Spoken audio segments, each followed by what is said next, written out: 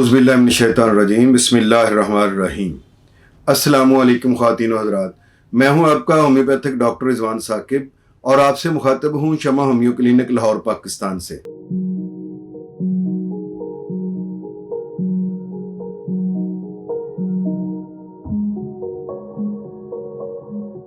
आइए आज बात करते हैं कि दर्द दिल या जिसको अंजाइना पेक्टोरस कहते हैं वो क्या चीज़ है और उसका होम्योपैथी में क्या ट्रीटमेंट है।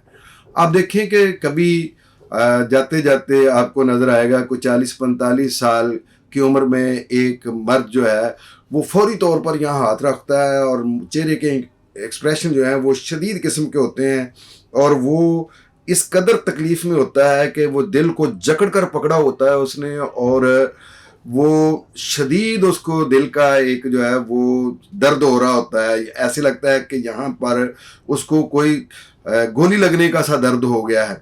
तो बाज़ औक़ात ये दर्द जो है वो जबड़ों की तरफ भी जाता है, गर्दन की तरफ जाता है, बाज़ औक़ात बाजू की तरफ में आता है और बाज़ दफ़ा पूरे जिस्म में फैल रहा होता है।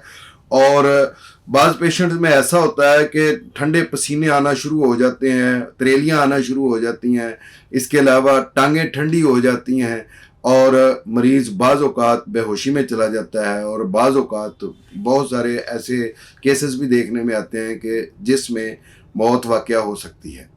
तो ये क्या चीज़ है? ये असल में दिल को जब ऑक्सीजन और ग़िज़ाई अज्ज़ा जो दिल के असाब को नहीं पहुँचते हैं तो उस वक्त ये मसला होता है। जब भी कोई दिल की नाली के अंदर कोई क्लॉट आ जाता है तो उस वक्त ये प्रॉब्लम होती है, जिसको हम आम तौर पर CVD कहते हैं, कार्डियोवैस्कुलर डिजीज़। तो इस कार्डियोवैस्कुलर डिजीज़ के अंदर और भी बहुत सारी बीमारियां होती हैं, लेकिन एक मेजर जो अलामत है वो है अंजाइना। इसको अंजाइना पेन जब हम कहते हैं तो इसके अंदर ये फौरी तौर पर ज़हन में आना चाहिए कि ये बाएं जानिब दिल वाले मुकाम पर इंतहाई चुभने वाला, इंतहाई शदीद किस्म का दर्द जो बाज़ औक़ात ठंडे पसीने ला देता है, बाज़ औक़ात जो है वो बेहोशी हो जाती है, गशी हो जाती है और बाज़ औक़ात इससे मौत भी वाक़या हो सकती है। तो इतना ये ख़तरनाक किस्म का जो मर्ज़ है इसकी वजूहात क्या हैं, आइए ज़रा थोड़ा सा इसके ऊपर बात करते हैं। कि सबसे पहली वजह जिसको हम कहते हैं वो है ग़िज़ाई बेएतदाली, कि खाना है तो इस कदर खाना है कि बस फिर सब कुछ भूल जाना है। तो इस तरह से नहीं होना चाहिए, अपने हाथ को रोक कर खाना चाहिए और चिकनाई को अगर आप खा रहे हैं तो लगातार ना खाएं। एक दिन में एक दफ़ा अगर आपने चिकनाई खा ली है तो कुछ टाइम को अगले 24 घंटे ज़्यादा चिकनाई से परहेज़ करें। इसके अलावा स्मोकिंग है, ये भी इसके लिए ट्रिगर है। फिर शराब नोशी है, ये भी इसके लिए ट्रिगर है। फिर इसके अलावा जो जिन्स के हवाले से अगर हम देखें तो औरतों में ये मर्ज़ निस्बतन कम होता है और मर्दों में ये आम तौर पर ज़्यादा होता है। अगर एज फैक्टर को देखें तो इसमें 40 साल से 45 साल तक की उम्र से ये मसला आम तौर पर शुरू होता है, लेकिन नौजवानों में भी ये हो सकता है। तो इसकी वजूहात क्या हो सकती हैं, मैं आपको बता रहा हूँ कि बहुत ज़्यादा जो है वर्जिश करना, बाज़ लोग जिम में बहुत ज़्यादा एक्सरसाइज करते हैं। तो इत्दाल जो है वो हर जगह पर होना चाहिए। मैनर रवि जो है वो हमारे दीन ने भी बताया है कि मैनर रवि को इख्तियार करना चाहिए।